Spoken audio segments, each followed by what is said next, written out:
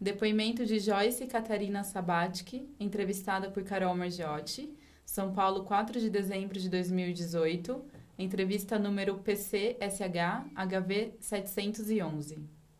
Joyce, bom dia. Bom dia. Obrigada por ter vindo aqui hoje. Eu que agradeço. E para começar, seu nome completo? Meu nome é Joyce Catarina Sabatski. O local e a data de nascimento? Eu nasci em Curitiba, 7 de novembro de 75. E Joyce, você sabe por que seus pais te batizaram com esse nome, Joyce Catarina? Catarina por causa da minha bisavó, né? E pesquisando a história de família, vi que tem muitas Catarinas, da minha bisavó para cima, assim, na Alemanha, na Polônia, né? Era um nome muito comum na época. O Joyce é um nome americano que parece que estava em moda na época. Eu tinha uma executiva da indústria que meu pai trabalhava, que era a Joyce, e acharam bonito, enfim. Então, esse nome é americano, né? E o Catarina é europeu. E os seus pais contavam histórias de como foi o dia do seu nascimento? O dia, precisamente, não. Mas no ano que eu nasci, nevou em Curitiba. Que curioso. E depois nunca mais nevou. E falando nos seus pais, Joyce, qual o nome deles? Meu pai chama Paulo Sabatski Filho e minha mãe se chama Zélia Aparecida Farias. E o que você conhece sobre a história deles? Da história da minha mãe, ela é de uma família, pro lado do pai do meu avô materno, eles são nativos do Paraná, de índio mesmo. Então, minha bisavó, eu me lembro, a bisavó Maria, assim, bem indiazinha, assim, do Paraná. E do lado materno dela já era, assim, descendente de europeus. Eu me lembro a minha bisavó, pelo lado materno, tipo espanhola, eu não sei, né, seria Gritten, né, eu não sei qual que, holandesa, alguma coisa assim, mas bem conservadinha, bem arrumadinha, era dois mundos, assim. A minha mãe traz isso, né. O meu pai, ele vem, os Sabatski emigraram para o Brasil em 1859, num veleiro. Eles viajaram 68 dias num barco à vela com outro grupo de imigrantes da Pomerânia. Então, eles são pomeranos, né? Uma terra que não existe mais com esse nome, hoje é um trecho da Polônia, né? Mas era a Prússia na época, o território prussiano. Então, eles fugiram da fome mesmo, eram trabalhadores que trabalhavam por dia e vieram tentando uma vida melhor, né? Então, assim vem o Sabatski com um contingente de imigrantes que chegaram para o São Francisco do Sul e se fixaram no alto da Serra Catarinense, ali na região de Mafra. E ali fizeram a vida e ali começa a nossa história. E você sabe como eles se conheceram, seus pais? Meu pai e minha mãe se conheceram em Curitiba, né? A família da minha mãe tinha um comércio, um mercadinho num bairro, e ela trabalhava, era ela mais velha de 7 irmãos, e ela varria ali. Meu pai tinha vindo do interior, morava na casa de um irmão e passava todo dia ali indo para o trabalho. Então, começou a ter uma paquera, né? E daí ali o resto é história. E aí, quando eles se casaram, eles foram morar onde? No mesmo bairro. No mesmo bairro. Tem uma história bacana sobre meu pai e minha mãe, que diz que meu pai passava sempre vestido de branco. Acho que só tinha 2 roupas, 2 calças brancas. Mas... Então, imagina, num bairro que era tudo chão batido, alguém passa vestido de branco, né? E aquilo chamou a atenção. E logo que eles começaram a se conhecer, ele dizia que ele trabalhava na faculdade de medicina, ou que estudava. Eu me lembro que ele tinha uma carteirinha de estudante de medicina da Universidade do Paraná. Mas o fato é que ele trabalhava na lanchonete da faculdade, limpando o chão mesmo, limpando, atendendo. Mas ele contou essa história para minha mãe, que ficou assim, né, muito impressionada. E um dia ela foi no centro da cidade e disse, eu vou lá ver onde que está o Paulo, né? E chega lá, ele está pintando a fachada da faculdade, né? Então, assim, esse é um detalhe engraçado. Mas passou um tempo, acho que eles ficaram entre namoro, noivado e casamento, deve ter decorrido uns 2 anos. E quando se casam, eles vão morar no mesmo bairro, ali a uns 200 metros de onde ficava o comércio e a moradia da família da minha mãe. Tinha um outro terreno que meu avô tinha kitnets de aluguel, então eles construíram uma casa que foi a primeira casa, foi onde eu nasci. O bairro se chama? São Pedro, Vila São Pedro, no bairro Boqueirão, em Curitiba. Até hoje é uma periferia da cidade, né? E eu queria que você falasse um pouco de como os seus pais são, assim, fisicamente, de personalidade. Então, meu pai continua sendo aquele rapaz de roupa branca, né? Assim, ele não seguiu a carreira de medicina, ele é comerciante e é uma pessoa, assim, muito expansiva, né? O Paulão, né? Todo mundo conhece ele. Então, ele se firmou na área comercial, fez a vida dele assim, fez a nossa vida assim, e hoje, na maturidade, ele está com 67 anos, ele se dedica à coletividade, ele é voluntário do Observatório Social do Brasil.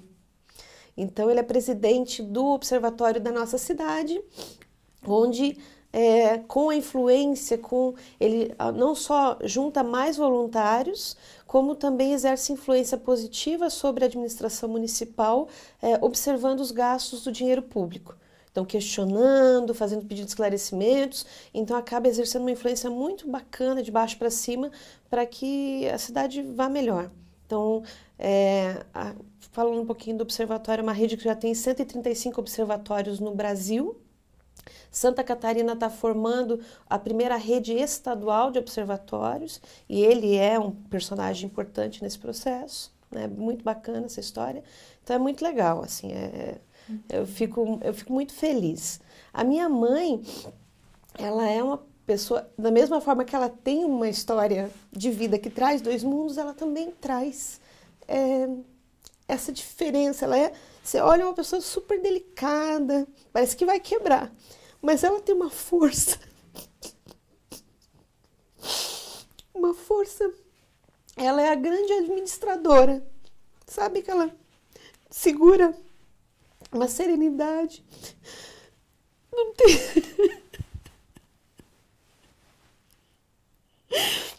É uma emoção muito grande, assim, porque quando eu tava juntando as fotos para vir para cá, eu notei como, ao longo da minha vida, sempre quem esteve do lado das fotos foi meu pai. Ele é onipresente nas minhas fotos. Talvez a minha mãe sempre estivesse tirando as fotos. E eu tenho que tirar mais fotos com ela, porque ela é linda, sabe? Então, assim, quando eu vejo a força que eu tenho, parece que é do meu pai, mas é da minha mãe. Então, ela representa algo que para mim é muito novo, que é o feminino, que eu tenho descoberto há muito poucos anos. Eu tenho mergulhado nesse mundo do feminino e ela vivencia isso com uma intensidade desde sempre. Essa força do feminino que está tão em moda hoje, mas ela sempre foi, né? E ela é isso, ela é uma administradora, ela tem o que ela conseguiu aos pouquinhos, de uma forma lá, desde quando varria aquele mercadinho, né? Ela conseguiu ir formando um patrimônio que ela poderia não fazer nada. E ela continua trabalhando porque ela tem essa motivação, sabe? Ela tem essa... É muito legal, é muito bacana. Quer tomar uma água? Eu acho que eu preciso, também, né? Pode ficar à vontade. Eu sou por emoção, né? E ela vem. Com licença, tá, Joyce?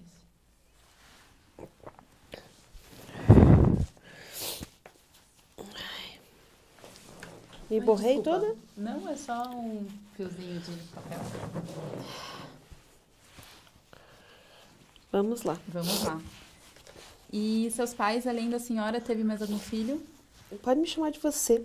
Sim, a minha mãe, ela teve 5 gestações, então eu tenho 4 irmãos.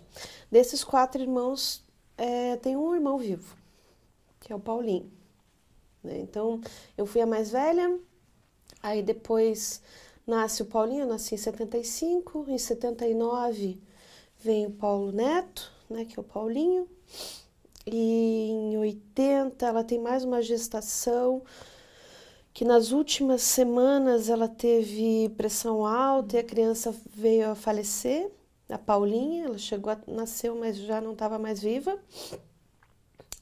Depois ela teve uma gravidez que não passou do 3º mês. E em 83 ela teve um nosso irmão Renato. Renato nasceu bem, com bastante complicação, mas conseguiram, os dois sobreviveram ao parto.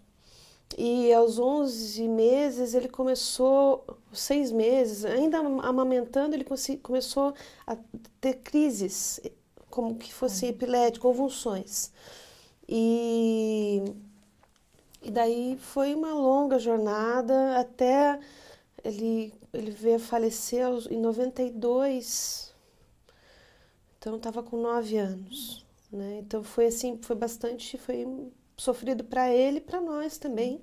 Era uma época que a medicina não tinha tantos recursos, o máximo, quando se falava de cérebro, era um eletro, então assim, se suspeitava o que ele tinha e se davam remédios muito fortes para evitar as convulsões. Então, foi essa, né? E como você acompanhava essas gestações? Era uma criança, né? Você era uma criança, né? Era. A Paulinha, eu me lembro que eu levei o caixão dela no colo.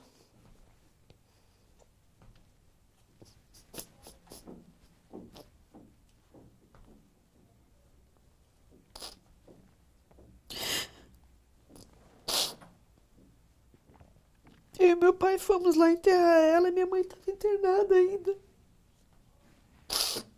Minha mãe pouco se lembra dessa época, porque acho que a memória apaga.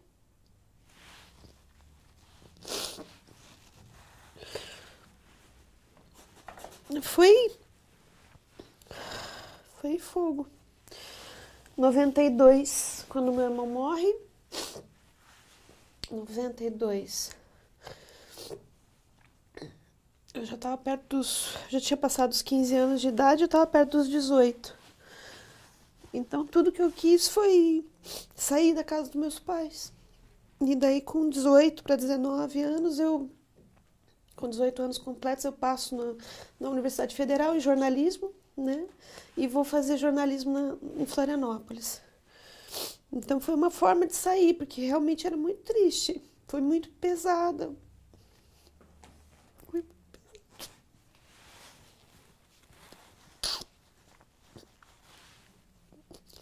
Mas passou. Tudo bem se eu falar sobre a infância? Tudo bem, É? tudo bem. Quando você quiser tomar água, você pode ficar à vontade, tá? É. De verdade. Sou controladora da água, eu peço mesmo para as pessoas tomarem, é importante. Tá. E eu queria que você falasse um pouco como que era essa casa lá no Boqueirão, né? Uhum. Da casa que eu nasci, eu não tenho muita memória. Tem fotos, assim, numa casa pequena, né? Que serviu quando a família era só eu, a mãe e o pai. Quando ela já estava aumentando, porque minha mãe sempre quis ter muitos filhos, ela queria ter 5 filhos. A gente construiu uns 5 quilômetros para frente uma casa, que essa foi a casa da nossa infância. Então era num bairro que estava começando, é no mesmo bairro, mas a vila chama Vila Santa Inês.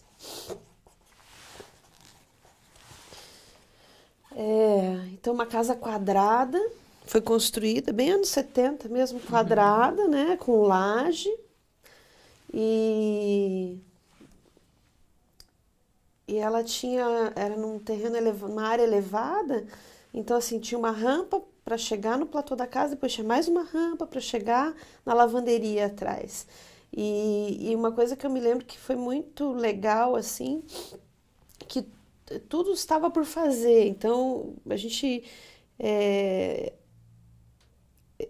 que eu lembro de lá, assim, da gente fazer quando fez a calçada, não sei se a gente não tinha, acho que a gente não tinha dinheiro para comprar os azulejos, então a gente comprou caquinhos de azulejo e fez tudo de caquinho. Hoje é moda, né? Mas a gente fez tudo de caquinho. E eu me lembro que era uma festa, nossa, de fim de semana, quando ia lavar aquela calçada, daí passava mais sabão ainda e a gente descia escorregando, sabe, como se fosse um tobogã. E esse bairro era um bairro todo de chão batido também, com o esgoto sanitário ainda não tinha chegado lá. Então a comunidade se juntou, conseguiram manilhas e daí fizeram mutirões para encanar, né, canalizar aquele esgoto. Então eu me lembro da terra, eu me lembro a lembrança de terra, de calor, de brincadeira na rua. Essa é a minha lembrança de infância lá. E você lembra da mudança para essa casa? Eu não lembro da mudança, eu lembro da obra que a gente ia bater laje, então eu era pequenininha, devia ter 2, 3 anos, mas eu lembro assim da gente indo, né, era essa função do construir, né? Então foi muito legal. E lembro também da minha mãe dizendo que um dia ela queria ter tudo arrumadinho, ter chinelinho para nós na porta, sabe? Então assim, essa casa ela foi muito importante, né? E como que era a divisão dos quartos nessa casa? Ela tinha o quarto do casal e mais um, que era o quarto das crianças. E como a gente era pequeno, né? Então, eu, meu irmão, depois o outro irmão, minha mãe abriu uma passagem entre o quarto do casal e o quarto das crianças para poder atender as crianças. Então, era isso, era essa forma.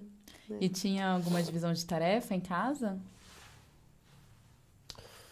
Olha, eu não lembro de divisão de tarefa. Eu lembro que quando o meu irmão já estava, o Paulinho, já estava com os seus 3 anos de idade, a minha mãe e meu pai abriram uma lavanderia industrial nos fundos de casa.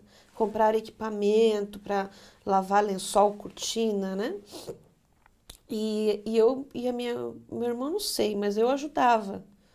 Eu ajudava ali com as coisas, eu ajudava. A gente ia à noite para dentro das empresas que a gente pegava serviço para fazer, ia buscar lençol, ia retirar a cortina, depois ia lá colocar de volta. Então, foi Companhia de Águas do município de Curitiba, hotel, batalhão do Exército, tudo isso a gente ia pegando. Meu pai vendia sabão industrial, então eu acho que ele fazia parte da venda, conseguia esses clientes, e eu, minha mãe, o irmão dela, íamos lá para atender. Né? E o meu pai provavelmente ajudava também. Mas eu me lembro assim, essa função da lavanderia nos fundos da casa. Mas você tinha alguma responsabilidade específica? Olha, com a lavanderia? Com a lavanderia, eu ajudava, ou talvez atrapalhava, né? Teve uma vez, até lembrei semana passada disso. Numa dessas empresas, acho que era na Companhia de Águas, existia uma sala que tinha uma mesa de reuniões, daquelas de 3 metros, brilhante, assim, envernizada. E depois da nossa passagem lá para prestar serviço, essa mesa apareceu riscada, provavelmente com uma chave de fenda. E provavelmente fui eu. Eu não lembro de nada disso, mas paguei o pato. Eu me lembro meu pai vindo conversar comigo e eu imaginava o prejuízo que era. Eu tinha um saquinho de moeda, assim, ó, pai, isso aqui pode, pode ajudar a pagar, né? Então são essas as lembranças que eu tenho desse período. Era muito legal. O que eu lembro dessas madrugadas voltando do trabalho é que a gente parava para comer x-salada. E ai, era tão bom. Foi a primeira vez que eu comi palmito na vida, foi no x-salada. E era muito... Então tem esse gosto de x-salada. E como que era a sua relação com o Paulinho? De amor e ódio, né? A gente volta e meia tava brigando. Acho que a gente brigou na infância tudo que tinha para brigar. Porque somos grandes companheiros. Quais as brincadeiras que vocês mais gostavam de fazer junto? Brincadeira.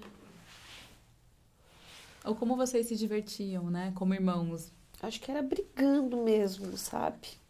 Assim, eu me lembro, o primeiro dente que eu derrubei, ou que ele derrubou, foi um batendo no outro, assim. Era briga mesmo. Tinha uma diferença que 4 anos, hoje não é nada, mas era uma diferença grande naquela época, assim, né? Então não... A gente, acho que não tinha muita conversa, não. Com o tempo, depois de grande, que a gente começou a ter as mesmas conversas, né? E você chegou a conhecer seus avós? Sim, tanto a mãe do meu pai, a mãe da minha mãe, os pais, né? Eu tive convívio por pelo menos 10 anos de vida com esses avós, né? E se você lembrar, qual o nome de tanto do lado do pai quanto Sim, do... sim. Do lado do meu pai é Paulo Sabatic, né? Daí meu pai é Paulo Sabatic filho, minha irmã é Paulo Sabatic neto. E a esposa dele, Emília, né? Essa minha avó Emília era assim uma exímia jogadora de truco. Eu acho que ela fumava também e era uma pessoa muito, muito bacana, muito espivitada. Acho que essa é a palavra. E do lado da minha mãe é Laura Gritten, e o vô é José Farias, né? O vô Jeca, que a gente chamava. Então, os avós mais quietos e as duas avós mais ativas. A avó Laura, empreendedora, ela ia para o centro da cidade comprar coisa para os armarinhos do mercadinho dela. Ela era empreendedora, então a minha mãe traz isso dela. E a minha avó Emília é muito sociável, é muito matriarca da família, assim, puxando, né? Então, E em que momentos que vocês visitavam os seus avós? minha avó Laura, a gente morava perto, né? Morava quase que no mesmo bairro. Então, a gente visitava quase todo final de semana, era almoço na casa da avó. Então, tinha uma proximidade. E a minha avó também tinha a filha mais nova dela, é um ano mais nova que eu. Então a minha parceria de infância não era tanto meu irmão, que tinha uns 4 anos de diferença, mas a Andréia, a a irmã mais nova da minha mãe, que ela tinha uma idade muito próxima da minha. Então a gente era muito próximo, é muito próxima, né? Então era todo final de semana e tinha isso. E já a avó Emília, a avó Mia, como ficava a mais de 100 quilômetros lá a cidade dela, Mafra, o Buteado Lajeado, que é o distrito, então era realmente mais espaçadas as visitas, ou quando a gente podia ir para dormir no sótão lá da casa dela, né? É uma família bem numerosa, eram 50 primos, até quando eu parei de contar, mas a família continua. É bem grande a família. E em que momentos todo mundo se reunia? Era Páscoa, né? Natal, essas épocas assim. Então se reuniam. E tanto do lado do pai quanto da mãe, tinha alguma tradição, assim, pensando mesmo essa descendência, né? Tanto da parte da mãe, que tem a bisavó, né? Que era Uhum, índia. uhum. Não tinha, do lado da minha mãe não tinha nenhum ritual. No lado do meu pai, de vez em quando tinha festa da igreja, né? Então eu me lembro que a minha avó fazia a lusque. A lusque é uma comida enrolada com folha de repolho. Ela usava folha de repolho e fazia um arroz com carne de porco, enrolado assim, e daí acomodava numa panela e cozinhava no vapor. Então era o que minha avó preparava para oferecer como prenda. E é isso tudo que eu lembro, porque eles foram perdendo também o idioma, foram perdendo, não foi cultivado lá naquela região a tradição deles. Então foi algo que foi se perdendo, né? E pensando esse seu núcleo familiar de pai, mãe, você e seu irmão, quais momentos que vocês ficavam os 4 juntos? Ou se você tem uma lembrança em que os 4 estão juntos?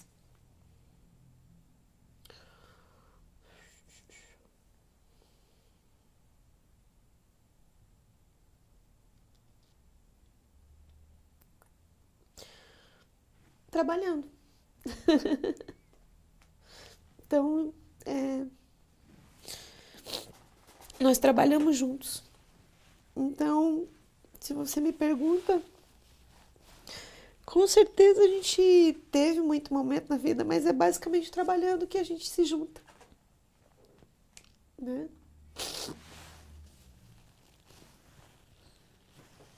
A gente trabalha junto. E o que a menina Joyce queria ser quando crescesse?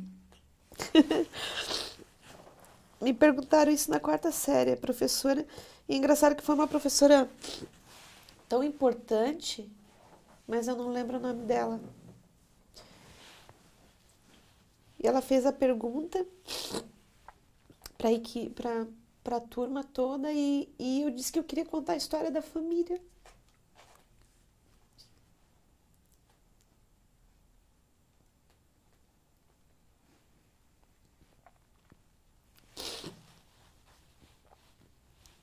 E desde então eu tenho feito isso. De pouquinho, né? A vida vai se apresentando, a gente vai ganhando a vida, né? Vai fazendo a vida. Mas sempre que eu tenho um tempo assim, eu venho buscando um pedacinho, outro pedacinho. Então, o que eu contei no início ali da jornada da minha família é dessas pessoas, ninguém sabia. E comecei a juntar. Né? Então, é isso. Perguntar de uma forma pura era isso. Eu queria contar a história da minha família, saber de onde a gente veio. Lá, o que a menina queria fazer. E daí eu comecei a escrever e me tornei jornalista. Antes da gente chegar nessa parte da faculdade, você falou da escola. Eu queria que você fizesse esse resgate, se você conseguir, do primeiro dia ou desse comecinho na escola, se você se lembra.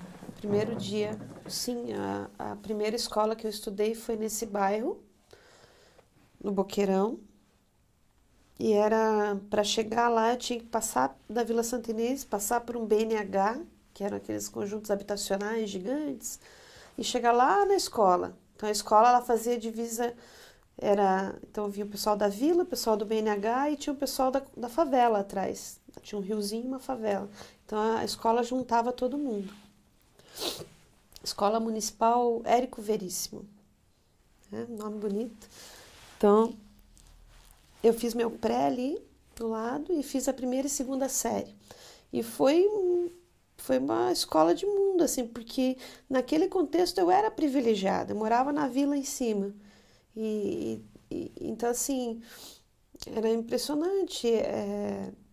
Você se dá conta que tinha amiguinhos que a mãe não tinha como ler o bilhete que a escola mandava, porque não era alfabetizada. Né? Então, dá conta daquela realidade. Foi muito importante, assim, foi muito importante para a minha vivência. Aprender a conviver com pessoas tão diferentes. Né? Então, a convivência nessa escola, na primeira e segunda série, foi importante. Importante viver greve de professores, né? Eu me lembro primeiro dia na primeira série. Minha professora, uma baixinha, cabelo curto, bem invocada. E ela chegou e a primeira coisa que ela disse para aquela turma de 7 anos de idade é: não me chamem de tia, porque eu não sou irmã nem do pai, nem da mãe de vocês. Eu sou professora e vocês estão aqui no primeiro de muitos anos de estudo. E eu vou escrever aqui no quadro quantos anos serão necessários para que vocês concluam os estudos até o final de uma faculdade. Eram 17 anos de estudo pela frente. E ela foi um choque de realidade, assim, muito grande, né? Eu sei que muitos de vocês não vão concluir, tal, mas foi o que eu precisei estudar para estar aqui, então vocês me respeitem. Botou uma moral muito grande. Então, assim, uma professora muito bacana. A professora de segundo ano, ela trouxe o lirismo para mim, essa dimensão do escrever, assim, né? Eu me lembro que foi numa sala de segundo ano que eu escrevi a primeira redação, onde acontecia o seguinte: caiu um avião e os membros da Aliança Democrática estavam todos lá. Ulisses Guimarães, Luiz Inácio Lula da Silva e o que veio a ser presidente, Tancredo Neves. Eles todos morriam. Agora me pergunto de onde que eu tirei isso. Graças a Deus nunca aconteceu essa história, mas é fato que a gente perdeu, daqueles 3, perdemos 2. Mas eles eram a esperança da democracia na época. Me lembro, falando de política, me lembro eu no prézinho, tinha uma estagiária, de uma professora muito bonita, uma estagiária no prézinho, e discutimos sobre política, e ela era do PDS, e eu era do MDB. Né, que juntava toda a força democrática na época. E debatendo, não pode ser. E eu me lembro que o PDS era uma coisa lá do interior da terra da minha avó, que todo mundo era PDS lá, a mim, aquela coisa. E essa professora, ela também fumava em sala de aula.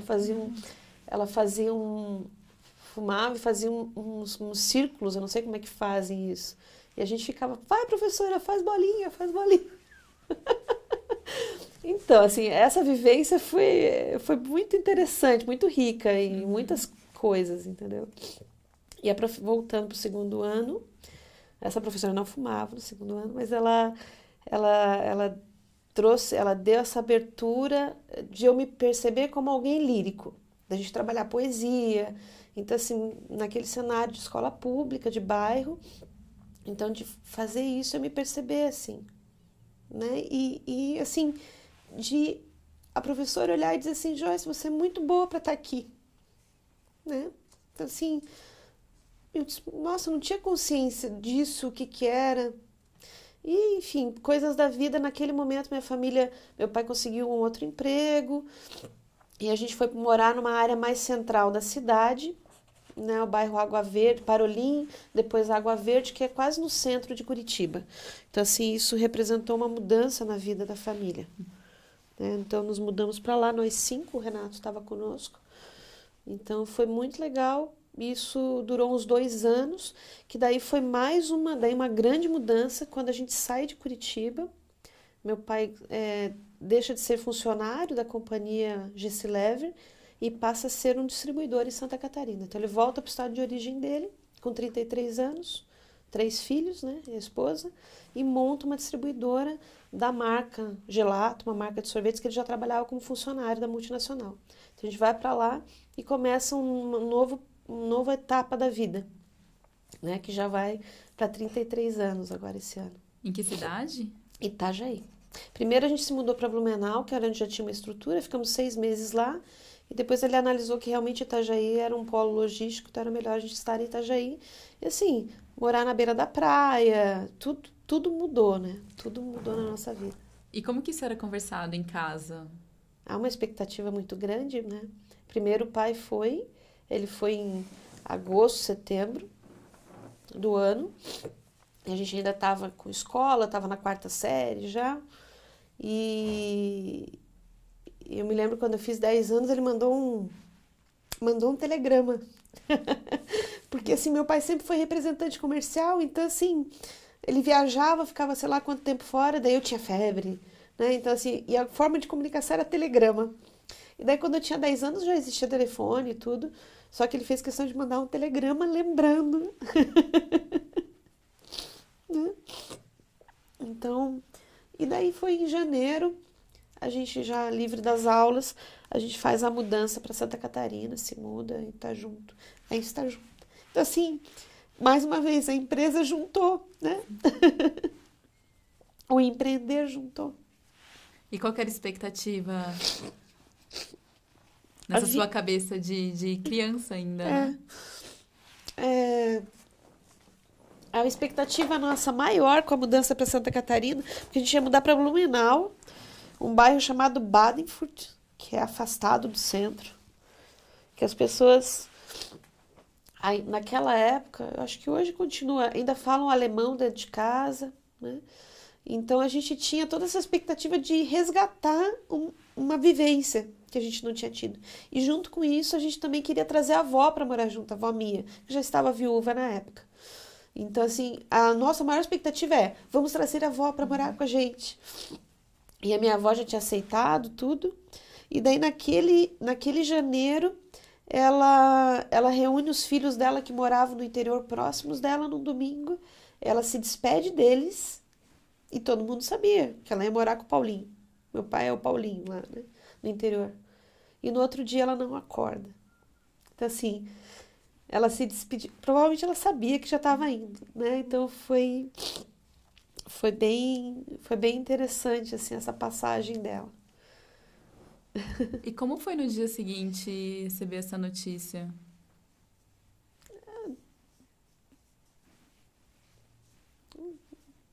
Acontece, né? Acontece. Ela morreu dormindo. Ela era cardíaca já, né? Ela era rebelde, ela não gostava de tomar remédio. E a gente não imaginava que fosse, mas assim, ela fez tudo direitinho, né? Ela se despediu dos filhos, de uma forma que todo mundo foi para casa tranquilo, que ela ia estar indo para algo melhor, só não sabia o que que era, né? Bem interessante. E naquele mesmo ano, que foi 87, essa minha avó foi, a avó Emília foi no início do ano, e em setembro foi a minha avó Laura. Daí essa, assim, foi um AVC fulminante, assim, de uma hora para outra. Só vou tirar um pedacinho de papel aqui, tá, Joyce? Ah, sim. Licença. Tá. E como foi a casa nova? Como foi chegar na casa nova? Então, no bairro, no Badenfurt, não tinha casas novas disponíveis, um bairro antigo. Então, a gente alugou metade da casa da Dona Lilian. Era uma viúva que tinha uma casa grande e ela alugava uns quartos para estudantes e a parte da frente ela alugou para a nossa família. Então, a gente fechou uma porta, colocou um compensado e morou em metade da casa, né? Casa. Foi muito legal, foi uma experiência diferente, uma experiência de vida diferente. O Badenfurt, para mim, o que eu lembro de muitas coisas. Foi pouco tempo, mas foi uma experiência muito legal. Lembro das árvores frutíferas nas ruas, carregadas, coisas que a gente não tinha em Curitiba. Eu achava que goiaba era verde e dura, porque era como a gente pegava, a gente via uma goiabeira com um negócio, ia lá, arrancava, não dava tempo de crescer. Enquanto daí a gente chega no Badenfurt, tá aquelas goiabeiras derramando, goiabas maduras, né? Vermelhas e amarelas e brancas, né? E a gente se deliciando com isso, de pescar no rio Itajaiaçu, ir lá pescar, né? Então ter esse resgate assim num bairro que é onde fica a companhia Hemer de conservas, que é centenária. Então assim, tudo girava em volta daquela indústria de fazer chucrute, fazer essas coisas de comida alemã.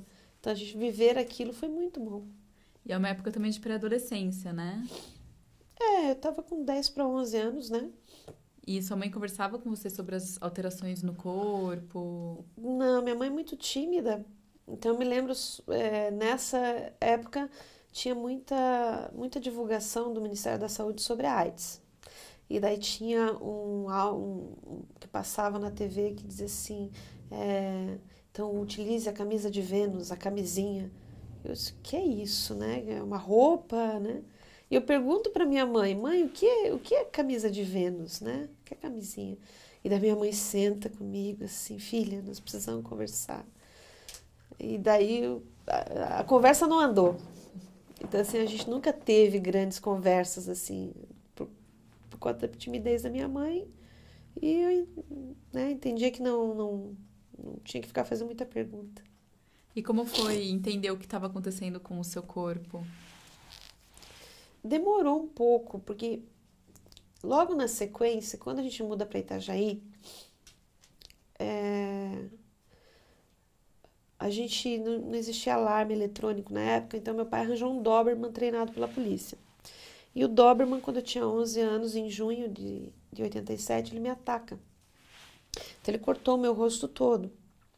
Sabe, aqui foram 50 pontos, aqui foram uns 15 pontos. Então, eu saio com o rosto costurado, viva, mas com o rosto costurado. E o médico fala pro meu pai, pra minha mãe, diz, olha, quando ela ficar mocinha, quando vier a menstruação, ela vai poder fazer, daí para de crescer, né, o corpo dá uma estabilizada, e daí sim ela vai poder fazer uma plástica. Então, ficar mocinha era a possibilidade de fazer a plástica, sabe? Então assim, começou, e daí isso foi até os 15 anos, porque daí demorava, nunca ficava mocinha. Então a menarca demorou muito, assim, pra mim foi... Então daí teve um dia que eu disse, não, pronto, não espero mais, pai, me leva lá pra Florianópolis, vamos arranjar um cirurgião plástico. A gente ficou andando o dia inteiro lá em Florianópolis e não achou o cirurgião. Quando chega em casa, chegou a menstruação. Então a minha relação sempre foi assim, né? Foi isso. Tudo bem a gente falar sobre esse ataque do cachorro? Tudo bem, tudo bem. Não sei se você lembra ou como que aconteceu. Lembro. Como foi a decisão do seu pai de trazer esse cachorro também? Porque assim, como a gente estava empreendendo, então a gente morava no mesmo lugar que era o depósito. Tinha lá um apartamento improvisado, a gente morava ali, né? E então a gente vivia a empresa o tempo todo. E conseguimos aquele cachorro. E foi construído um canil para ele num canto, né? Era um Doberman, o nome dele é Chantal, de pedigree, treinado pela polícia, mas era um Doberman. E a minha tarefa na empresa, como eu não tinha, eu tinha 11 anos, era cuidar do Doberman. Então eu passeava com o Doberman, tinha uma corrente específica para andar com o Doberman, com umas travas, um enforcador. Então eu passeava com esse cachorro, eu tinha 11 anos. E o meu irmão, que era 4 anos mais novo, a função dele era lavar a tigela da comida do cachorro. Então eu tinha que andar com o cachorro e alimentar o cachorro. Então se fazia, era tipo um arroz com uma carne, assim, e aquilo era a comida do cachorro. Então todo dia a gente pegava aquela panela e daí eu entrava no canil, pegava aquela tigela vazia, meu irmão lavava, tirava os resíduos, e daí eu colocava e servia de volta. E assim, eu tinha desenvolvido uma amizade com o cachorro, porque eu de pequena já brincava com cachorros menores, né? E, e andava com o cachorro, não é que ele fosse dócil, mas ele era um cachorro comportado.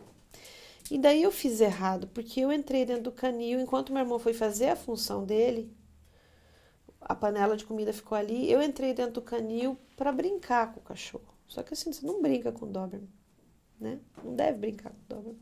Ele tava... Não é para isso, não é um cachorro para brincar. E o cachorro olhando a comida, né? E começou, provavelmente ele começou a rosnar alguma coisa. E eu gritei, eu lembro que eu gritei com meu irmão, Paulinho, traz essa panela, traz esse pote. Meu irmão tava demorando. E no que eu grito, o cachorro me avança. O bom é que, assim, de quando eu brincava com um cachorro pequeno, eles também atacavam com a boquinha deles. Então eu desenvolvi o reflexo de proteger a minha jugular, porque ele veio na jugular e pegou o rosto. E aí, quem que te socorreu? Daí meu pai estava dentro de casa, ouviu, né? Porque daí meu irmão começou a gritar, e daí ele veio com um pedaço de madeira e Chantal, e daí a cena era, o cachorro estava em cima de mim, quando viu o pedaço de madeira, ia avançar nele também. Ele soltou a madeira e disse, sai. Daí o cachorro saiu. Então, aí depois que eu fui socorrida, fui levada para o hospital, até cogitaram em sacrificar o animal. Só que assim, a gente tinha que ver também se não era raiva que o cachorro tava. Então tinha que ficar em observação. Aí nesse período que o cachorro ficou em observação, a gente viu que a gente tinha feito errado com ele. Então não sacrificou, ele viveu mais uns 9 anos conosco, assim, até o finalzinho da vida dele. Então foi, e nunca mais teve nenhum episódio de, se respeitou o cachorro, né? Mas e como foi com você? Os machucados, como foi se cuidar e...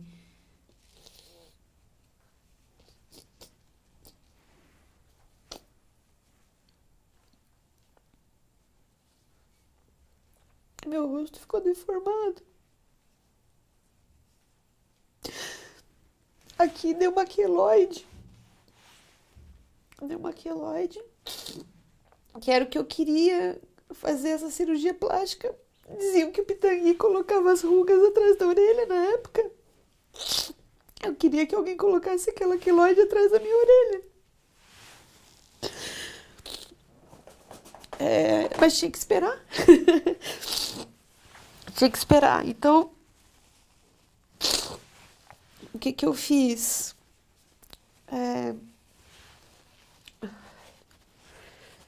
Eu ia para a escola, estudava. Eu lia. Acho que com 13 anos eu já tinha lido toda a biblioteca infantil do SESC. Escrevia e lia. Eu lia e escrevia. Então foi na escrita, porque daí era só eu. Sabe? Não, eu me isolei, assim. Eu ia para a escola, né? Ia para a escola. Isso, eu não praticava muito esportes, assim, nunca tive muito jeito para esportes. Né? Antes disso, lá em Curitiba eu fazia dança, parei com a dança também. Não dei sequência, sabe? Então assim, me fechei. É verdade que eu me fechei. Né? Mas E eu era complexada também de ser baixinha, sabe? Ai, eu devo ter enchido o saco da minha mãe, até que um dia, não sei quantos anos, se eu tinha 14 anos, que idade que eu tinha, ela até me levou num psicólogo para ver. E daí o psicólogo explicou, não, tudo bem, sei lá. Hoje eu sei que é possível, sim, que eu tenha crescido menos. Né? Minha filha, ela faz tratamento para crescimento. Então é possível, sim. Mas também, depois que eu entrei no jornalismo, eu vi que a maior parte das jornalistas são baixinhas também, então tá tudo certo. Eu me encontrei. Então, em que momento que foi esse encontro, essa decisão de que é jornalismo? Eu, desde a adolescência, eu queria fazer publicidade. Eu queria... A vontade era de contar coisas para as pessoas. Só que publicidade só tinha em Curitiba. Não tinha publicidade na minha cidade, não tinha em Florianópolis na época. Então, aí quando eu comecei a me preparar para o vestibular, comecei a considerar essas alternativas. Então, Curitiba era muito longe, não queria voltar para Curitiba. E também não queria ficar em Itajaí. Queria sair, ter outros ares, né? A faculdade era um bom motivo para sair da casa dos pais. Então eu disse, puxa, jornalismo é comunicação, tá na mesma área. E daí eu fui fazer jornalismo na Federal. Né? Então foi assim que o jornalismo surge, né? Era a possibilidade de escrever, que era uma coisa que eu gostava muito. E como que seus pais receberam essa notícia, essa decisão, né? A partir dos 16 anos, 15, 16, eu comecei a fazer teatro na escola. Eu adorava teatro, né? Eu gostava de ler, gostava de escrever, me liberava bastante essa parte do lúdico. Mas para os meus pais era um pesadelo ter uma filha artista, né? De teatro. Então, assim, o teatro representou uma abertura, imagina, para quem ficou dos 11 até os 15 trancada, e daí, assim, ok, agora eu fiz a plástica, é isso, né? Eu me lembro que eu cheguei depois da plástica, fui no médico e disse, doutor, meu rosto continua, tá assimétrico, um lado é diferente do outro, continua. Eu disse, Joyce, o corpo de todo mundo é assimétrico. Eu disse, Então, assim, quando eu me liberto disso, ok, o que dava para fazer, fiz, daí coincide com essa época o teatro, entra o teatro na escola, eu começo a me desenvolver e me encantar com isso. E eu começo a falar para minha família, olha, eu vou fazer teatro na Unirio, e, nossa, era um pavor para eles imaginar, né, a filha, e assim, se vocês não me ajudarem, eu vou trabalhar de bancária durante o dia, fazer teatro à noite, uma coisa assim, que aquele enredo não era meu, né, eu ouvi alguém falando, isso fez parte da minha adolescência. De forma que quando no último ano antes do vestibular eu falo, olha, eu vou fazer jornalismo, foi um alívio. Pelo menos era uma profissão estabelecida. Entendeu? Então nunca se opuseram muito. Porque já, né, para quem a filha ia ser teatreira e virar jornalista já era um avanço. Né? Então foi assim. E quando você passou no vestibular? Passei, foi um orgulho muito grande, né? Porque nunca na nossa família a gente não tinha histórico de universidade, alguém que foi para uma universidade federal. Como eu era muito estudiosa, eu fiz vestibular na minha cidade, que é uma particular, e fiz também a federal. E passei nas duas. Na da minha cidade, eu passei em primeiro lugar geral. Então, se eu quisesse, com a nota que eu fiz, odonto, o que eu quisesse fazer, eu poderia ter feito. Então foi muito legal de chamar ele para dar entrevista na TV local, aquela coisa toda, né? E eu decidi ir para Florianópolis e foi uma boa coisa que eu fiz, porque abriu mesmo o horizonte de ver outras realidades, né? Foi muito legal. E para os seus pais, como foi essa decisão? Já foi trabalhada antes, né? Eu fui mostrando, quando eu tomei a decisão para o jornalismo, daí fui conhecer pessoas que faziam jornalismo local ali, na nossa localidade. Era uma escola que estava começando, ainda tinha problemas estruturais, não tinha laboratório, enquanto a federal já tinha muitos anos, já tinha começado em 79 o curso. Então, assim, era um curso de referência. Então, se era para fazer, né, e não era tão longe assim. Então, meus pais me ajudaram, me deram estrutura, me ajudaram a alugar apartamento, depois eu comprei o apartamento, né, com a ajuda deles. Então sempre me deram todo o apoio assim para esse estudo. E vocês chegaram a comemorar essa passada no vestibular? Teve sim, teve mais por conta das festas assim, que são típicas, acho que até hoje tem, né? De quebrar ovo na cabeça, jogar farinha. Então eu cheguei toda suja em casa e eu me lembro até que eu tinha cabelo comprido e eu tinha decidido dentro do meu projeto jornalista, na época, as jornalistas que apresentavam, elas estavam todas de cabelo curto. E daí foi a hora que eu disse, não, estudei bastante, vou cortar meu cabelo também. Quando terminar o vestibular, vou... Aí cortei, fui lá no cabeleireiro, já tinha conversado com ele, o corte, Joãozinho, assim, cortei. E fui lá ver o resultado, que eu sabia que eu teria passado, e tomei ovo na cabeça. Quando eu chego na casa da minha mãe, toda suja, ela não se chocou com o fato de eu estar toda suja, mas o cabelo, ela assim, meu Deus, cortaram o seu cabelo. Né? Mas tinha sido eu que tinha cortado o cabelo mesmo. E como é que foi a faculdade, Joyce? Foi muito interessante, assim. Foi outra... Sair para outra dimensão, no sentido assim, de interação, os conteúdos ideológicos que não faziam parte a minha vida. Minha vida é muito simples, né? Nossa vida é trabalhar, é vender, comprar, é tocar a vida. E daí você vai para uma faculdade, não sei se toda faculdade é assim, mas lá na Federal é assim, muito conteúdo ideológico mesmo. Então, assim, ter acesso a isso. Então, assim, era uma coisa que a gente não estava preparado, né? O segundo grau não preparava para aquilo. Então, foi interessante, e foi interessante que na minha turma de faculdade tinha pessoas mais velhas. Os calouros que entraram comigo, os demais calouros, eu tinha 18, mas tinha gente com 30 anos de idade, tinha gente com 40 anos, família. Então, quando vem aquele conteúdo, eles questionam também por que estava sendo colocado. O que era?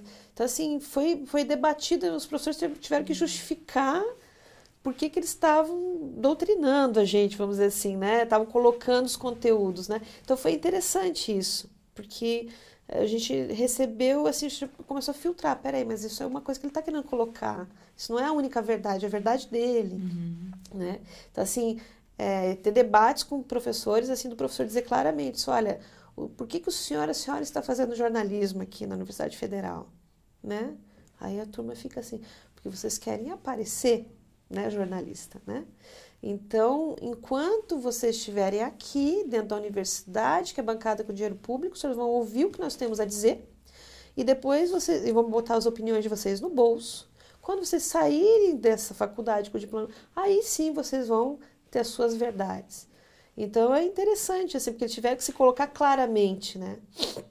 Então, eu vejo egressos da mesma escola ou de outras escolas que talvez não tenham tido a mesma oportunidade desse desenvolvimento desse pensamento crítico e daí sai reproduzindo também como se fossem únicas verdades aquilo que eles ouviram, né? Porque, embora a gente carece de um pensamento de base. Então, foi muito legal. A Universidade Federal me deu muitas oportunidades assim que não teria em lugar nenhum. Ainda caloura para o jornal do curso, eu tive a oportunidade de passar 2 dias com o Betinho, o Herbert Souza, no auge da campanha da fome, né? Os 32 milhões de pessoas famintas no Brasil. Então ele estava fazendo aquela cruzada, ele portador de HIV, debilitado, uma pessoa iluminada, né? Foi muito legal. Então, eu passei 2 dias com ele. Ele tinha ido para Floripa para receber o doutor honoris causa pela UFSC, pela contribuição dele. Então, assim, e numa das cadeiras teóricas, a gente tinha acabado de utilizar o livro dele, Como Fazer Análise de Conjuntura, que ele tinha escrito anos antes. Então, assim, foi muito legal, né? Ver como ele estava atuando, o legado. Uma equipe de cinegrafistas acompanhava ele para estar gravando as mensagens que ele queria passar. Sabe, era o IBASE, acho que era o instituto. Eu não sei onde esse conteúdo foi, porque de vez em quando eu procuro, eu não vejo onde. Mas ele, assim, ele tinha um pensamento e passava, uma pessoa, foi muito legal, assim. E você tinha alguma responsabilidade nesse evento? Tinha que fazer Eu fiz o perfil dele. Foi a primeira grande reportagem que eu fiz, foi o perfil do Betinho. Vou entrevistar ele, assim. Ficar 2 dias com ele entrevistando. E tem alguma coisa que ele tenha dito, alguma pergunta que você fez que tenha sido marcante por alguma razão? Eu me lembro que era uma coisa que ele dizia que era muito interessante. Que ele era portador de HIV. Ele disse assim, mas como eu sou hemofílico e peguei HIV numa transfusão, então é como se eu fosse santo, mas eu não sou santo. Sabe? Então ele tinha essa questão assim, e mesmo os críticos do Betinho na época diziam, o santo Betinho. Mas não, sabe? Ele queria tomar uma cerveja, ele queria... Então, assim, uma pessoa muito, extremamente humana, assim, sabe? Muito, muito, muito bacana, assim, foi muito legal ver isso. E como foi esse processo de escrever o perfil dele? Foi difícil porque... Primeiro que eu não tinha experiência, era a primeira, né? Segundo que daí eu gravei demais. Eu tinha um gravadorzinho aqueles da Sony com fitinha e acho que foram umas 2, 3 horas, 3 fitas gravadas. Então assim, vai decupar tudo aquilo, como é que vai ser? E daí, o mais difícil ainda foi que como boa caloura, eu fiz o copião do texto e daí eu fui pedir opinião para um e para outro professor. E daí tinha um professor de uma... Depois o professor de uma linha de pensamento e o professor de outra. Então, o que eu escrevia para um não servia para o outro. Então, foi muito interessante, assim. Foi um desafio, né? Tá publicada essa matéria, devo ter ela guardada. Mas essa construção foi muito difícil, mas me fortaleceu também, por entender que quando eu estou diante de alguém, sim, eu posso ter o registro completo, mas eu tenho que ter um roteiro daquilo para trabalhar e que eu devo seguir meu pensamento, não ir pela cabeça de outros, né? Então foi bem legal. Você lembra do título que você deu para essa... Não lembro. Tem que resgatar. A gente pode pegar depois. Uhum. E você lembra da repercussão desse material publicado? Seja na família ou com os amigos? Foi, assim, no curso, né? Uma caloura fez essa matéria. Então, assim, isso teve esse destaque, assim, né, a gente ter se colocado diante desse desafio, né? De fazer. Foi eu e meu amigo Lúcio, que foi um amigo meu durante o colégio todo, um grande amigo, a gente fez teatro junto. E a gente entrou na faculdade juntos, assim, foi um irmãozão meu. E ele estava junto nessa jornada, nessa reportagem comigo. E na família, eu não me lembro, porque eu fui desenvolvendo, era como se fosse um mundo paralelo. Então, eu não me lembro nem se eu mostrei para meus pais essa matéria. Eu não me lembro. E sensação sua de ver um primeiro material assim publicado? Foi legal. Foi bem legal. Mas mais orgulho que essa eu tenho de uma outra reportagem que eu fiz talvez antes. Não, foi depois. Ou foi antes? Foi no mesmo semestre. Que era uma reportagem. Toda semana a gente tinha que escrever um texto para a disciplina de redação. E o professor falou assim: escreva sobre alguma coisa da cidade de onde vocês vieram. E daí eu pensei: o que eu vou falar? Eu disse, eu vou falar da Trude, do bar da Trude, que era um bar que a gente ia na época do teatro. Um bar na beira do cais, Itajaí é uma cidade portuária, e me chamava a atenção, assim, além de ser um bar bem alternativo, bem antigo, ele tinha, no salão de trás, ele tinha as bandeiras dos navios que pararam lá, que a tripulação foi fazer festa lá. E a Trude, eu devia, sei lá, ter uns 80 anos. E eu sentei ali com a Trude, voltei final de semana, sentei e conversei com ela, né, sobre a história, como é que era. E ela comentou que nos anos 60, os intelectuais da cidade também iam no bar dela. E citou alguns nomes. E um dos nomes citados estava governador do estado de Santa Catarina, naquela época. Eu não tive dúvida. Cheguei segunda-feira lá no curso de jornalismo, levantei o telefone, liguei para o Palácio do Governo e falei assim: eu gostaria de falar com o governador Antônio Carlos Conder Reis. Quem é? Joyce, do jornalismo da Federal. Ele atendeu. E eu coloquei o objeto da entrevista e ele confirmou, realmente nós íamos e tal. E é óbvio que eu usei aquela declaração, foi lindo, no texto. Quando eu entrego para o meu professor, ele primeiro não acreditou na temática, que uma caloura traz num bar de marinheiro, e depois não acreditou que eu tivesse falado com o governador. Disse, falei, mesmo. E foi pro jornalzinho também. Então, assim, foi bem legal, assim, de entrar por essas, né? Você vê que, assim, são duas histórias de vida, né? E em que momentos você voltava para casa, Joyce, durante a graduação? Quase todo fim de semana. Porque é 90 quilômetros, né? Na época eu já tinha carro também, então eu... Nossa, e sentia tanta saudade que no meio da semana eu ligava chorando. Mas era o meu objetivo. E meus pais me ajudaram. Disse, não, fica aí, né? Vai, desenvolve. Então, assim, sempre deram esse apoio. E qual que era a expectativa ou os planos para quando terminasse a graduação? Não tinha muitos planos. Eu tinha um namorado na época lá na cidade de origem, né? Lá em Itajaí. E eu ia indo, né? Eu acho que eu sempre pensei em empreender na área, sempre de ter um negócio na área de comunicação, sabe? Então, assim, sempre pensei, porque era muito restrito o campo de atuação como jornalista de redação. A gente tem um jornal pequeno que não seguia o manual clássico de jornalismo, é bem popular, assim, bem tendencioso. Então, assim, não era onde eu queria me ver trabalhando, o diarinho.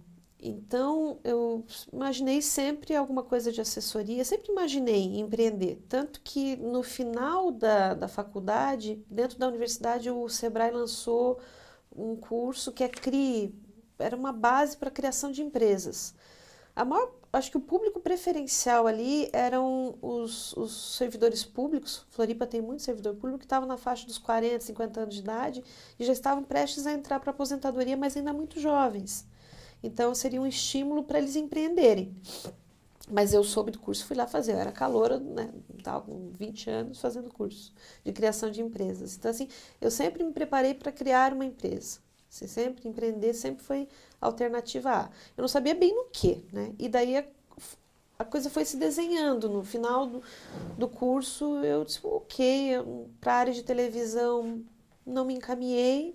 Para a área de rádio eu trabalhei em rádio, meu primeiro emprego com carteira assinada foi em rádio, como repórter e produtora já no primeiro ano de faculdade. Ok, fiz rádio, trabalhei um pouco com internet, estava começando em 95 a internet, comecei a trabalhar, assim, mas só que eu queria tudo, mas tudo junto. E daí eu vi que era produção de conteúdo. Hoje em chás, né, mas era produção editorial, era o que eu gostava de pegar, assim, pega uma ideia e faz uma revista, faz um informativo. Eu gostei sempre muito da área impressa, mas mais do que isso, sobre a geração de conteúdo direcionado. Sempre gostei. Então, assim, tanto que o meu trabalho de conclusão foi um jornalzinho para consumidores de água mineral, porque a gente tinha uma distribuidora de água mineral, né, que eu ajudei a tocar antes de ir para a faculdade. Então, assim, eu gostava de públicos específicos, assim, o que eu vou falar para um público específico? Sempre gostei. E daí chegou no último ano também, eu terminei com meu namorado, porque eu tinha uma ideia na cabeça que era assim, era Floripa, São Paulo, Nova York. Eu tinha traçado isso para mim, já que eu já tinha, né, conseguido me ambientar em Floripa agora. E o meu namorado era uma família ligada à universidade local lá da cidade, que, eu quero ficar aqui. Então tá, então, beleza, a gente continua amigo, mas eu sigo o meu caminho. Então, eu terminei. E meu pai, eu acho que meio que se apavorou. Aí, sacou o que estava acontecendo. E um dia chegou lá no meu apartamento e disse assim, é o seguinte, eu te dou 3 anos para você brincar de ser jornalista, depois você volta para a empresa. Aquilo, assim, eu ouvi aquilo, mas aquilo não me caiu bem. Não me caiu bem. Como que vai me dar 3 anos? Como assim? Como assim? E daí que eu começo minha jornada e daí fico 12 anos fora ao todo. Né? Eu pego e vou para Porto Alegre, arranjo um casamento, caso, né? Arranjo um namorado em 1 ano, a gente decide, sem noivar, sem nada, eu caso. Não pode morar junto, eu caso. Vou para Porto Alegre, vivencio aquele momento maravilhoso que foi o PT chegar ao governo do estado, do Rio Grande do Sul, uma experiência muito legal de estar lá e ver isso, e ver a construção do que depois seria o governo federal. Atuei como assessora no primeiro Fórum Social Mundial, atuei nos sindicatos escutistas, então foi assim o lado B, assim, E daí até que assim, trabalhei até o ponto de ver isso, porque não era para mim, não era aquilo. Minha ideia era mudar o mundo, não era ganhar o poder. Isso em 2001. Em 2001 me afasto da esquerda de um jeito, assim, deu, sabe, O sonho acabou em 2001. E daí, e também aí acaba o casamento, né? Porque por questões ideológicas. E daí eu vou para São Paulo, seguir meu rumo. Daí sim, eu faço carreira em revista, trabalho na Veja, trabalho na Editora Europa. Posso voltar? Pode. É porque, como assim, decide casar, né? Como que você conheceu ele, No né? movimento estudantil. Então, assim, na UFSC, eu vivi intensamente a vida acadêmica até metade, e daí na metade do curso, a Universidade Federal sediou o Encontro Nacional de Estudantes de Comunicação. Então, como escola sede, a gente atuou como anfitrião. Então, eu não conhecia muito o movimento estudantil de comunicação, e daí a gente interagiu muito naqueles dias, e acabei fazendo parte da executiva nacional. Então, assim, eu dava oficina de comunicação estudantil, em vários lugares do Brasil, assim, tipo, para Alagoas dar oficina, foi muito legal. E a gente formou uma turma que é amigo até hoje, né? Jornalistas que estão em vários campos, então, assim, amigos até hoje. Então, foi muito legal. A Enecos, né? A Enecos foi um capítulo na minha história. Muito, muito bacana. Então, lá na Enecos conheci muitas pessoas, entre elas o Ronaldo, né? Então, a gente se conheceu em julho de 96, a gente começou a namorar em setembro de 96 e a gente se casou em janeiro de 98, né? Então, assim, a gente morava 400 quilômetros um do outro, morava em Porto Alegre, morava em Florianópolis, se via cada 15 dias ou viajava para os encontros, né? Então, era Rio, Pernambuco, onde tivesse encontro da Enecos a gente estava, porque daí ele se tornou coordenador nacional e eu me tornei diretora de comunicação da Enecos, naquela gestão. Chamava O Giro Vivo do Volante. É um trecho de um poema de Fernando Pessoa. Então, isso é muito legal. E como foi compartilhar para a família que ia ter um casamento? Aí eu fui assim... Hoje eu olho assim que... por telefone, eu liguei pro meu pai. Eu disse, olha, eu vou casar. Vou casar e eu não quero uma festa muito grande. Eu quero só convidar só os primos legais. Meu pai disse, mas como? Ou você não convida ninguém, ou você convida todo mundo. Uma festa de 300 pessoas no final assim... Mas tudo meio atravessado, né? Então a gente decidiu, sei lá, em setembro de 97 e realizou a festa em janeiro de 98. Tudo muito rápido. Mas seus pais conheciam ele já? Por alto, não existia uma convivência. Assim, hoje eu sei, assim, a gente tem que viver as coisas todas. Então, assim, não existia uma convivência. Nem eu com ele tinha uma convivência, pensa. Você vê a pessoa a cada 15 dias no final de semana. Mas, assim, por que eu decidi casar? Porque estava se aproximando o final da faculdade, né? Porque daí eu ia ter 3 anos para brincar de ser jornalista. Então, estava se aproximando, eu disse, puxa, e aí? Daí eu disse, mãe, eu vou para Porto Alegre e vou morar junto com meu namorado. E daí minha mãe disse, ai, por mim tudo bem, mas o seu pai acho que não vai gostar desse negócio de morar junto. Então tá bom, eu caso. Não é esse o problema? Eu caso. Né? Então foi isso. E como foi o casamento? A festa? Tudo. A festa foi linda. Meu Deus. Assim, foi muito engraçado, assim. Foi muito, muito massa. E o padre quase fugiu da festa também, porque assim, a gente... à distância. Então, o curso de noivos eu fiz em Porto Alegre, aí marquei ali no meu bairro, e fiz as conversas, eu e minha mãe conversar com o padre muito, muito despachado, velho, muito despachado, o padre Mário, e topou tudo. Quando eu disse que era o namorado estava longe, daí ele achou que era embarcado em barco, que viria, então, você poderia... Enfim, 1000 ideias. Só que assim, chegou na véspera do casamento, era final de ano, o padre Mário tinha ido para Porto Alegre para visitar um amigo dele que estava quase morrendo. E não aparecia esse padre. E a gente não sabia se a cúria, uma coisa que ele falou, se a cúria ia liberar de ele fazer o cerimonial, o casamento canônico, lá em cima, no castelinho onde foi feita a festa. A gente queria fazer tudo prático, assim. Tudo, não ter igreja, não ter... Mas queria o padre. E daí o padre aparece na véspera do casamento, dizendo assim, ó, eu tô aqui, só que assim, não vamos poder fazer o canônico lá em cima, vai ter que fazer na capelinha, mas eu com rolo no cabelo. A gente casou, fez a cerimônia de casamento na capelinha, só com os padrinhos, acho que nem minha mãe e meu pai estavam juntos. E só para realmente fazer a bênção das alianças, enfim, fazer o canônico, que eles chamam. E daí depois à noite a gente fez com os convidados lá em cima, ele explicou para todo mundo, enfim, um negócio meio atravessado, tudo foi meio atravessado. E a lua de mel foi legal, a gente foi para Fortaleza, Jericoacoara, e daí quando a gente volta para a vida comum em Porto Alegre, as diferenças começam a aparecer.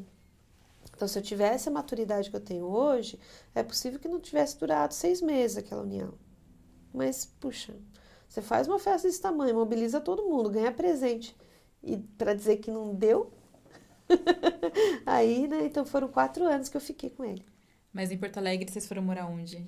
Ele já morava no mesmo lugar que mora hoje em dia, chama Tristeza, o bairro chama Tristeza, ele mora na Tristeza, e eu fui lá morar com ele.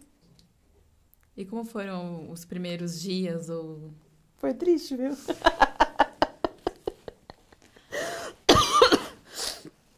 Foi triste porque eu era muito apaixonada e eu acredito que ele também. Olhando para trás, eu acredito que ele era muito inseguro. E não conseguíamos lidar com isso. Então, assim, quando imagina, eu com 22 anos, recém-formada, queria mais era trabalhar. Redação, eu não tinha emprego na redação da 0 Hora naquele momento, não tem problema. Fui trabalhar numa redação de interior, eu viajava 60, 80 quilômetros por dia para ir trabalhar. Feliz da vida. E logo consegui uma colocação na 0 Hora e o jornalista que tinha sido meu chefe lá no primeiro emprego na rádio de Florianópolis estava chefe lá. Então foi legal porque foi uma pessoa que ajudou muito. Só que assim, o ciúme já começou a aparecer. E aquilo foi minando o jeito. Então assim, que chegou uma hora eu pedi demissão da 0 Hora porque eu trabalhava quase todos os finais de semana, eu cobria esporte. Mas no final de semana que eu ficava em casa, ele não falava comigo de ciúme, sabe? Então assim, e não tinha fundamento aquilo. Mas só que assim, foi minando que não teve jeito, né? Então, quando não tem jeito, até que chegou uma hora, ele pediu um tempo, depois de 3 anos e pouco casado, pediu um tempo. E daí eu fui morar na casa de uma amiga, ficar um tempo na casa de uma amiga em comum, uma conhecida. E em questão de um mês, realmente paramos para conversar, continuava firme na mesma posição, que não tinha certo. Então, aí eu peguei minhas coisas e fui embora. Mas daí fui para São Paulo. Mas como que ele traduzia nele a questão dos ciúmes? Como que ele compartilhava esse sentimento? Não compartilha. A pessoa não compartilha. O erro é todo meu. Entendeu? Não compartilha. A pessoa não...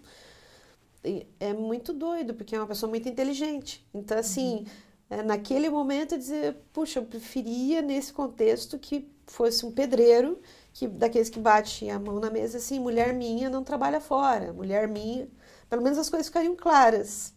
Só que daí quando a pessoa tem inteligência, mas não tem inteligência emocional, ela pega e torce aquele discurso todo para que você se sinta culpada de ser quem você é. Né? Então, assim, isso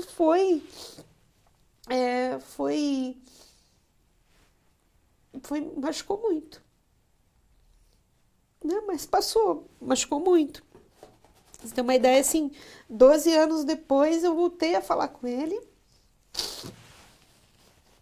E daí, assim, com uma clareza maior eu vi onde as coisas, né? Então, que realmente, eu diria assim, inteligência emocional. A pessoa é muito inteligente, mas ela não acessa o próprio coração.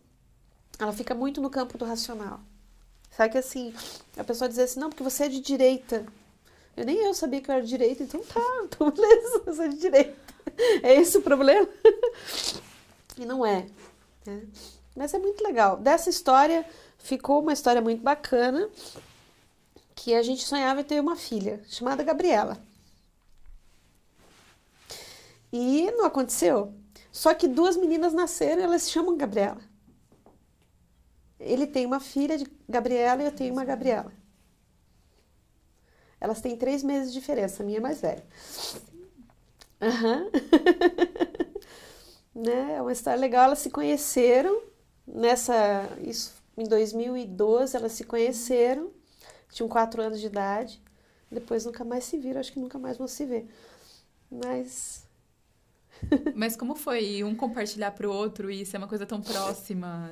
Não sei, porque a gente tinha esse plano, né? A gente casou, a gente ia ter filhos um dia, né? Claro que quando a união já estava indo por água abaixo, teve um dia que eu disse, né, vamos falar sobre filhos. Ele disse, não, eu não vou ter filhos com você, porque senão eu vou ficar cuidando das crianças em casa e você vai sair trabalhar de tailleur. Então eu não vou ter filhos com você. Eu disse, beleza, né?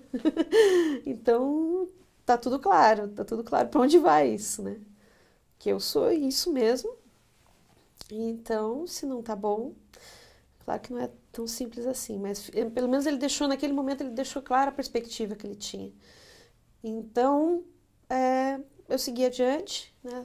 Houve o rompimento, e se passaram do rompimento, que foi em 2001, para o nascimento da filha, foi em 2008, foram 7 anos. Uhum. Nesse período, cada um viveu outros relacionamentos, enfim, e não nos falamos nunca mais, assim, nunca... No começo, quando eu estava em São Paulo, no aniversário, a gente se falava eventualmente por telefone, mas nunca mais nos atualizávamos, nem de rede social. E eu avisei no grupo que a gente tinha, esse grupo da Enecos, quando eu engravidei, eu avisei. Olha, uma menina, vai ser Gabriela. E elas têm 3 meses de diferença, então... Então, é isso. E como que você soube que ele também... Pela mãe dele, porque em 2011 eu separei do pai da Gabriela e eu resolvi começar a reorganizar as coisas. E esse era um capítulo da vida que estava muito... né? Eu saí, fiquei um pouco tempo em Porto Alegre, ainda tinha coisas para curar. E eu entrei em contato com a mãe dele. E ela falou assim, Joyce, depois que vocês se separaram, nunca mais... Só agora com a filha que ele encontrou o amor de verdade. Você é filha? É a Gabriela. Gabriela? Como assim? E daí eu levei 1 ano para tomar coragem, para falar com ele pelas redes sociais. Ele foi bem receptivo. E a gente marcou na Feira do Livro de Porto Alegre de se encontrar e elas se conhecerem. E como foi esse encontro, né? Foi muito legal. Foi muito legal. Só que era aquilo ali mesmo, não tinha mais.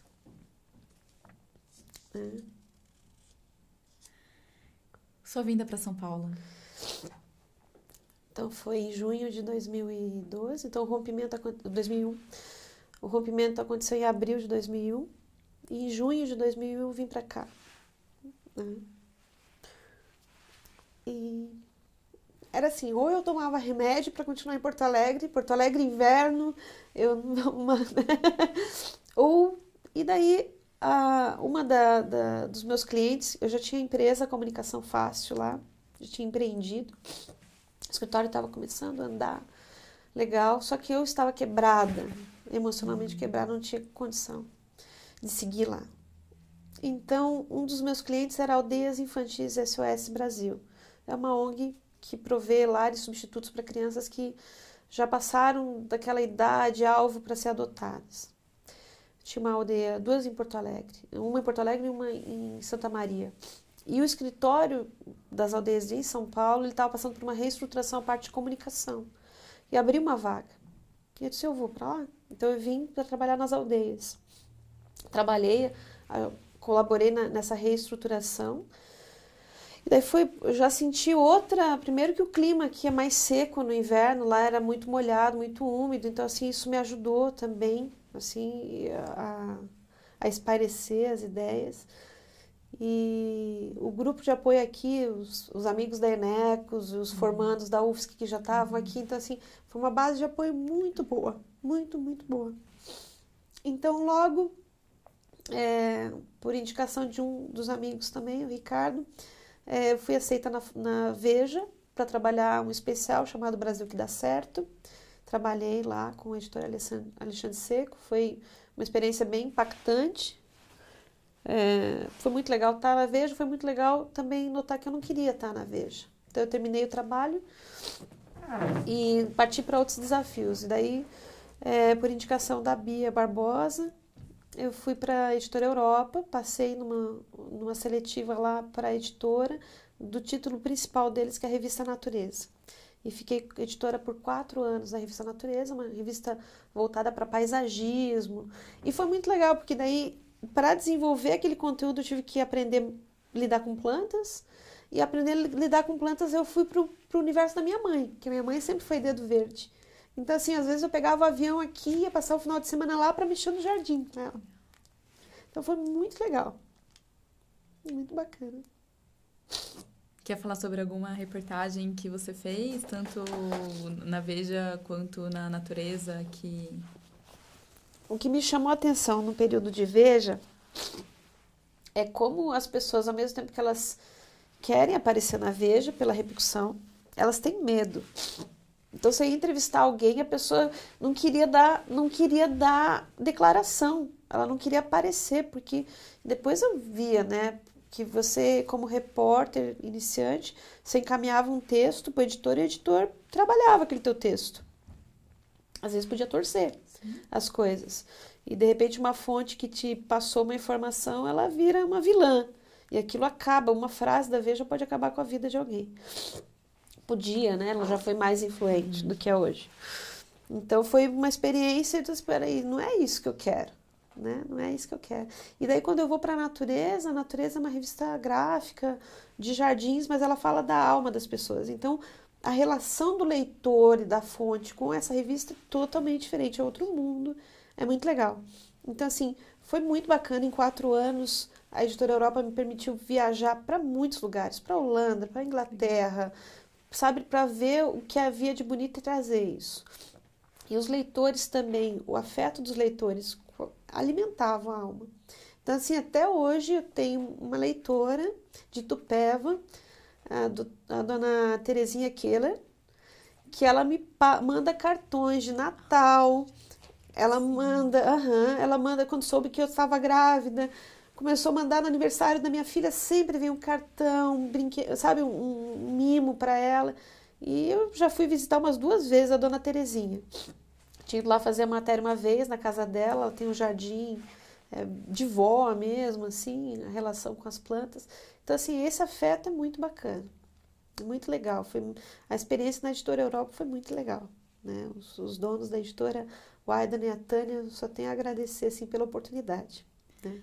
E como que você compartilhava com os seus pais essas conquistas, né, dentro do jornalismo? Porque você tinha um tempo, né? Segundo seu pai, você tinha um tempo, né? Eu extrapolei um pouquinho, né? Então, assim, o que era para ser lá em 97, 3 anos, que venceu em 2001, aí eu fiquei mais um tempo, fui até 2005, né? Fiquei como jornalista. Então, eu não sei como é que eu compartilhava, não tava, meu foco tava nesse aprendizado, nesse momento eu não sei como é que eu vou até perguntar para eles, sabe? Como é que eles percebiam, né? Eu acho que com orgulho, né? Que pai não vai ter orgulho. E a decisão de sair de São Paulo? Foi difícil. Ali na editora a gente tinha oportunidade, além de estar fazendo um conteúdo, de estar gerenciando os títulos. Então, todo mês a gente tinha uma análise de resultado. E a gente via que o canal banco estava despencando na ordem de 1% ao mês, para nunca mais voltar. Era uma reestruturação. o impacto das novas tecnologias, tudo isso estava acontecendo. Então, foi um dilema, eu fiquei assim por um ano, tipo, mudo de editora, vou para uma editora maior, o que eu faço? Eu pensei, mas se eu mudo, eu só mudo, o mercado é uma mudança de mercado. O que eu faço? O que eu faço? E daí, paralelo a isso, começou a surgir, eu estava com 30 anos, estava chegando nos 30 anos de idade. Então, à medida que ia enxugando as redações, né, você ia acumulando mais trabalho. Então, várias vezes, uma sexta-feira, meia-noite, eu parava assim, como é que eu vou ter... Parava no bebedouro para tomar água, no meio de um fechamento, assim, como é que eu vou ter família? Como é que eu vou ter filho? Não é possível. Não vou poder produzir tanto assim. Aí, se eu não produzir tanto assim, eu vou perder o status que eu atingi. Então, se é para ser assim, interrompemos aqui agora e daí eu tiro, no auge desse desgaste, eu tiro umas férias, vou com o Leandro, né, meu namorado na época, que eu conheci aqui em São Paulo. A gente vai para a Argentina, ele é argentino, a avó dele morava lá ainda. E a gente passa os 15 dias na Argentina. Só que antes disso, a gente passou um final de semana em Itajaí e meu pai pediu para conversar. E ele disse, olha, estou começando a sucessão. Então, ele falou assim, ó, essa empresa, eu consegui construir a sede própria, a minha aposentadoria saiu, eu casei de novo, e seu irmão está advogado, você está jornalista. E assim, esses meninos da Nestlé, que é a nossa parceira internacional, agora só falo de KPI, de gestão, e eu não tenho saco para isso. Então assim, ou eu boto um administrador, ou eu vendo, ou vocês assumem. Vocês decidem. E daí ok, vamos pensar, né? E daí vou para essas férias e quando volto, converso com o meu irmão Paulinho. Se é gestão, se é isso, KPI, é uma coisa de comunicação, a gente pode ajudar. Então, nesse sentido, eu volto com essa decisão, então, para São Paulo. E foi na hora certa, assim, que eu fiz. Foi muito difícil. Levou uns 10 anos para assimilar. Mas hoje, cada vez mais, eu vejo que foi a coisa certa na hora certa, entende? Não deixar ficar no mercado até a beira do abismo, não. Então, é isso. Como é o nome desse seu namorado na época? O pai da Gabriela é Leandro. Leandro. Daí ele se mudou para Santa Catarina comigo. Porque desde o início eu falei, eu sou do Sul e voltarei para lá um dia, né? Então ele se muda para lá, a gente mora na beira da praia e a gente decide ter a Gabriela em 2007 para 2008. Daí ela vem e a gente não está mais junto. Mas ele é um baita pai, assim, mora na cidade do lado, em Balneário Camboriú, fica com ela 2, 3 vezes por semana e a gente vai criando, assim, dentro da forma que a gente acredita. E como foi descobrir a gravidez? Foi uma gravidez planejada e foi muito legal. Foi em janeiro que a gente descobriu, né? Foi muito, muito legal. Foi muito bacana. E quando ela veio? Em setembro. Eu tinha me preparado para fazer um parto normal, mas daí nos 15 dias que antecederam, a médica achou melhor ser cesárea eletiva e foi bom que foi assim, porque ela veio perfeita, só que ela não acordava para mamar. E isso gerou um pânico na equipe. Ela ficou uns 8 dias na UTI, porque quando a criança não se alimenta, ela não tem glicemia suficiente. Então, foi o que essa menina tem? E essa pergunta, o que essa menina tem, durou uns 4 anos. Foram uma aprovação bem grande, bem grande. E depois desse período, a gente descobriu por uma entrevista no Jô Soares, uma especialista de Ribeirão Preto, e eu levei ela lá e descobrimos que a Gabi tem um negócio chamado panhipopituitarismo congênito, né? Então, a glândula pituitária, que todos nós temos aqui, é uma ervilhazinha, né? Só que na Gabriela ela veio alongada, se formou durante a formação do corpo. E de vez em quando ela funciona, de vez em quando não funciona. O que significa? Os hormônios, de vez em quando, processo normal, de vez em quando não. Nessa fase da vida, o hormônio do crescimento ele é muito importante. Então, a Gabriela, com 4 anos de idade, estava com idade óssea de 1 ano e meio. Ela tinha corpo de um bebezinho. Tava esquisito mesmo. Aí, com a orientação dessa médica e dos outros médicos que nos acompanhavam e passaram a acompanhar, a gente entrou com injeções de hormônio que ela toma toda noite até ficar mocinha. E tal, hoje em dia tá perfeita, super bem. Joyce, você falou, quando você estava falando do seu pai, que te chamou para conversar, uma fala dele foi: eu casei de novo. Meus pais se separaram em 2001. Foi um casamento sempre turbulento deles, sempre turbulento. Meu pai muito chamativo, muito vaidoso, né? Sempre com namoradas, com aventuras. E minha mãe sempre se castigando por isso, sofrendo. Aí chega em 2001, ela decide, meu irmão estava se preparando para casar em 2001, 2002, acho. Meu irmão ia casar e ela tirou dali a motivação que faltava para botar um ponto final. Então ela separa do meu pai em 2002. E como que vocês recebem essa decisão? Os filhos, né? De ele casar? Não, da separação dos seus pais? Ela foi... A última vez que eu pedi pro meu pai ficar em casa, eu tinha 14 anos. Meu pai ensaiou isso muito tempo. Ensaiou, teve vezes que ficou fora, depois voltou, se impôs novamente, né? Então, para nós, assim, já era uma coisa. Você tem uma ideia, quando o meu irmão faleceu, Renato, durante o velório dele, meus tios, da parte do meu pai, me chamaram num canto da casa e disseram assim: olha, a única coisa que mantinha seus pais juntos era o Renato. Então, agora que ele se foi, vocês têm que juntar, manter seus pais juntos. Cara, ouvindo aquilo assim, vocês não têm noção. Eu já tentei tudo, já desisti disso, entendeu? Então, né? Só que eles são bons sócios, até hoje eles são bons sócios. Eles entenderam que eles se juntaram para que a vida progredisse. Então, assim, eles se respeitam, eles continuam sócios. Isso é muito legal. E a sociedade hoje vai melhor do que na época que o casamento estava misturado com isso. Eu queria que você falasse um pouco sobre as descobertas da maternidade. Então, eu, quando não era mãe, eu dizia assim, um dia que se eu tiver filho, que era uma possibilidade de não ter também, né? Mas se eu viesse ter um filho, do jeito que eu sou workaholic hoje, eu vou ser uma mãe workaholic, assim. E daí a Gabriela vem com essa particularidade de saúde, os 4 primeiros anos, ela quase morreu umas 3 vezes, assim, ela sobreviveu umas 3 vezes. Porque a gente não sabia o que era, então ela quase não tinha imunidade, pegava tudo e mais um pouco, todas as coisas que podia pegar. Então isso me desafiou muito, porque ao mesmo tempo também eu não queria largar, não podia largar o trabalho, eu já estava numa posição de dirigir empresa.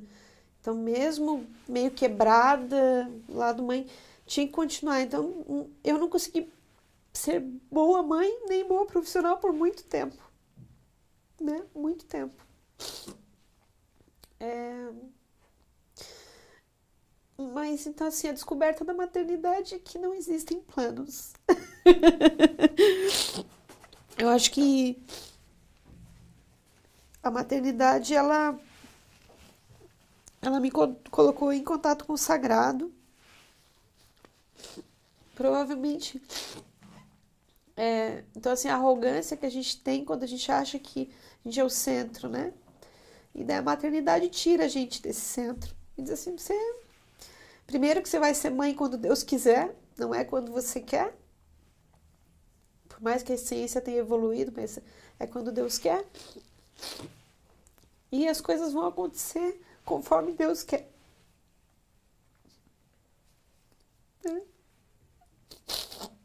E eu sou eternamente grata a Deus por tudo que aconteceu, da forma que aconteceu. Grata por tudo que eu tenho. Gabriela é uma menina linda. Linda, é uma alma antiga. Ela traz sabedoria, sabe? Ai. Quando eu fui separar as fotos para trazer para cá, Aí eu fui, né, minha vida. Aí quando aparece Gabriela, assim, é demais. Acho que se eu trouxe 10 fotos, 1020 da Gabriela, assim, peraí, a vida, eu vou contar da minha vida, não é da dela. Ela conta dela depois, quando chegar a hora. É um privilégio ser mãe dela. E como é a sua relação com ela hoje? É muito bacana, é muito bacana. Ela tá com 10 anos. Então, ela tem umas sacadas muito legais, ela é muito perceptiva. Ela vai mudar de escola agora na 5ª série e ela disse assim, a semana passada, mãe, quando começar a 5ª série lá no Salesiano, vai ser como se eu nascesse de volta, né, mãe? Então ela tem uma luz, assim. Eu queria que você falasse como é a sua rotina hoje. Minha rotina é muito legal, porque lá na Catarinense, que é a nossa empresa, hoje eu tenho uma equipe que me apoia. Eu coordeno a área comercial e de pessoas. Então, são umas 40 pessoas, a maior parte são homens, vendedores, motoristas, camaristas. Uma equipe bem agitada, a gente movimenta alguns milhares de litros de sorvete de açaí por mês. Carretas, Agora no mês de dezembro vão ser 38 carretas. É um trabalho bem pesado, mas eu tenho uma equipe que pega muito junto, muito legal. E com isso eu consegui, aos poucos, ir liberando a minha rotina para conseguir equilibrar a atenção com a Gabriela, conseguir dedicar para o meu corpo, né? Eu corro, eu descobri a corrida me descobriu há uns anos atrás. Então, assim, treinar, eu já fiz 21 quilômetros, a minha meta aí para os próximos 2 anos é atingir uma maratona. Então, eu consigo ter tempo para escrever. Claro, daí eu acordo de madrugada, quando está todo mundo dormindo, para escrever. E é isso, né? Até o projeto de contar histórias de pessoas surge nesse momento que a vida está mais leve, né? Tudo está fluindo, né? Mas como que foi esse encontro com a corrida? Como é que foi? Eu pedalava. Assim, quando eu separei do Leandro, lá em 2011, eu fui buscar coisas que me faziam bem. E eu descobri a bicicleta. Então, pedalar à noite por pastos, assim, trilhas em pastos, sentindo o cheiro do orvalho da noite, era muito legal. Só que daí, depois que você está pedalando lá uns 20 quilômetros, a minha mente, ela voa muito, ela divaga. E quando você está pedalando, você tem que estar atento. Então, eu comecei a cair muito tombo, machucar cada vez mais. Num desses tombos, que eu estava com o ombro comprometido, eu disse, não posso ficar parada. Daí eu comecei a correr, porque as pernas eu podia usar. Então eu fui para um grupo de corrida, comecei a treinar. E daí vi que era isso mesmo. Né? Então, aposentei a bicicleta e estou na corrida, porque daí vai no passo. Então, assim, é bom que ajuda a organizar minha cabeça também. Eu vou respirando direitinho e as ideias vão se organizando. Sobre o que você está escrevendo hoje? A última crônica que eu fiz foi sobre os 21 quilômetros. É isso. Até dessa crônica surgiu a ideia de contar outras histórias de corredores, porque conforme você vai se entrosando na corrida, vai conhecendo mais gente que corre. E cada um corre por um motivo. Então, a ideia que eu tenho, assim, até quando eu escrevi, eu coloquei lá um intertítulo, Maratona de Histórias. Eu acho que dá para juntar mais 41 histórias e falar sobre os motivos que levam, compartilhar aprendizados, né? A corrida, ela é muito democrática, né? E qual é o seu motivo? O meu motivo é para aliviar mesmo. Aliviar, organizar, aliviar. É muita pressão que eu lido. Então, assim, todas as pressões, né? Então, eu consigo levar de forma bem mais leve. E como que é ser mulher liderando uma equipe de tanto homem? É complicado. É complicado. Agora é tranquilo, mas já foi complicado. Porque eu achava... Porque não existe... Que escola que ensina isso? Nenhuma escola ensina. E eu achava que tinha que ser na mesma linguagem que eles, que eu tinha que ser mais um dos caras. E não. Na verdade, você tem que se colocar como que você é mulher. Então, assim, até eu chegar nessa sabedoria foi um longo aprendizado. Um longo aprendizado. Então, hoje me sinto confortável, consigo colaborar. Eu vejo, assim, que o que eu coloco acaba acrescentando para eles. Mas enquanto eu estava na mesma sintonia, tentando ser mais um dos caras, aí eu estava errando com eles, porque a voz de uma mulher, ela pesa muito. A gente acha que não, mas a fala de uma mulher pesa muito num grupo de homens, ainda mais se você tem uma posição de liderança. Então, quando você chama a atenção dele, é como se a mãe e a mulher estivessem chamando a atenção junto, entendeu? Então, você tem que ter uma sabedoria para lidar com esse poder, né? Teve algum caso que te fez trazer essa reflexão sobre... Acho que é um somatório de casos, não me lembro de um específico, né? Ninguém morreu no meu reinado, ninguém morreu. Mas, assim, é um somatório de aprendizados, assim, o que fazer, o que não fazer, daí a coisa vai indo. Joyce, eu vou para as perguntas finais, mas antes, eu não sei se ficou alguma lacuna, alguma história que eu não estimulei que você contasse. Você é excelente entrevistadora. Eu queria saber como foi para você hoje contar essa história pra gente. Muito especial, porque normalmente sou eu que estou fazendo as perguntas, né?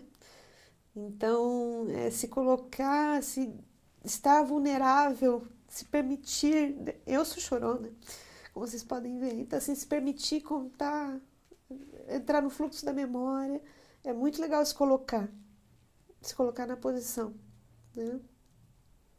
Obrigada. Para encerrar, então, eu queria saber quais são os seus sonhos.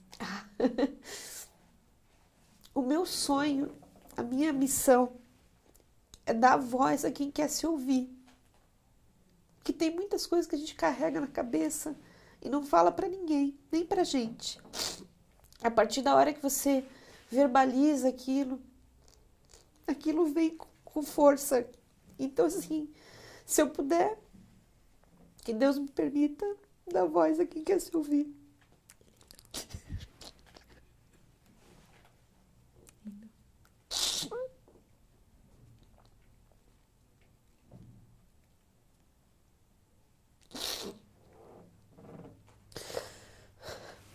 Obrigada. Então, em nome do Museu da Pessoa, Joyce, muito obrigada por esse presente que você deu pra gente hoje. Foi lindo te ouvir. Muito obrigada mesmo. Obrigada.